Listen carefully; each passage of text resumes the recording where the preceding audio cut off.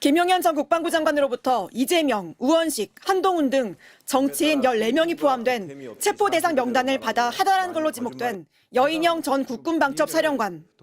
윤석열 대통령 탄핵 심판 증인으로 출석한 여 전 사령관은 형사재판에서 답하겠다며 답변을 피했습니다. 이 단답형으로 제가 대답을 할 수가 없습니다. 왜냐하면 상황이 굉장히 복잡합니다. 국회 청문회에 나온 국군방첩사령부 김대우 전 수사단장은 여 전 사령관으로부터 지시를 받았다고 구체적으로 증언했습니다.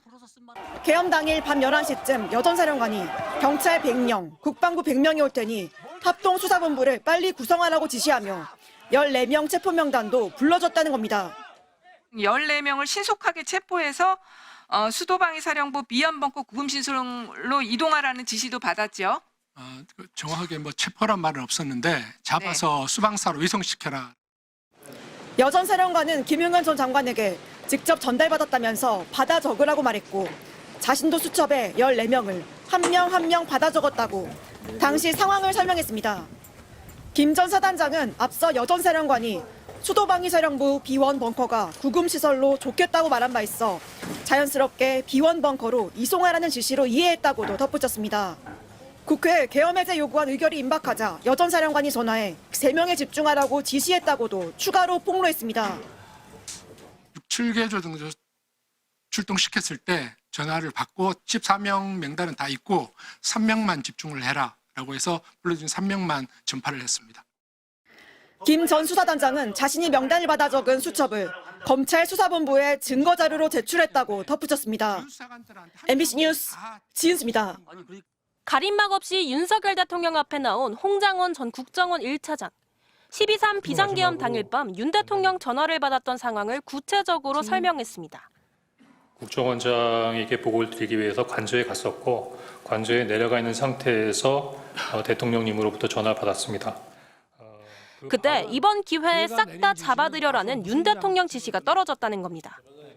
대공수사권을 줄 테니까 우선 방첩사를 도와 지원해. 자금이면 자원, 인력이면 인력, 무조건 도와라는 취지로 말하였죠. 그렇게 기억합니다. 하지만 누구를 잡으라는 목적어가 없어 윤 대통령이 말한 방첩사의 수장, 여인형 당시 방첩사령관에게 전화했더니 체포 명단을 불러줬다고 했습니다. 이렇게 책상에 앉아서 여유 있게 적었던 부분이 아니라 당시 구청원장 관사 입구에 있는 공터였기 때문에 서서 제 포켓에 있던 메모지에다 막 적었었습니다. 이때 받아 적은 내용도 재판정에서 공개됐습니다.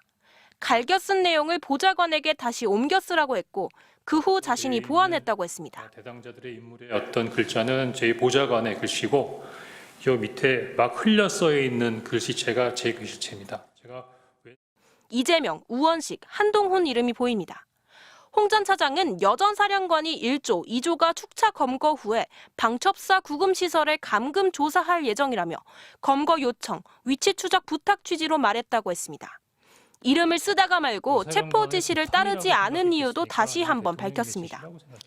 왜 미친놈이다라고 생각하고 메모를 멈췄습니까? 우리 변호사님 한번 이 명단 한번 쭉 읽어보십시오. 어떤 느낌이 드나. 홍 전 차장은 영장 없이 위법한 방법을 써서라도 체포 대상의 위치를 알아봐달라는 요청으로 이해했다면서 비상계엄 상황인데다 대통령 지시라 따라야 하는가 잠시 고민한 건 사실이라고 했습니다. MBC 뉴스 김세영입니다.